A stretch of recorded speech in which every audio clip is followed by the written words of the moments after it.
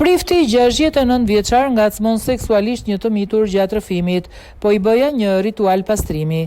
Një prift në rajonin e Puljas në Itali është vendosur në arrest shtëpiak pas akuzave për abuzim seksual të përsëritur ndaj një të mituri gjatë rrëfimeve në famullinë e tij. Sipas hetimeve të autoriteteve në dioqezën Ugento Santa Maria di Luca, prifti 69 vjeçar dyshohet se ka kryer disa episode abuzimi brenda dhomës së rrëfimit gjatë një periudhe disa mujore nga nëntori deri në maj, shkruajnë mediat. Rasti ka nisur pas denoncimeve të bëra nga nëna e të miturit, e cila ka vënë në lëvizje hetimet nga prokuroria përkatëse. Në dëshminë e tij, mituri ka përshkruar 3 incidente të dyshuara gjatë seancave të rrëfimit.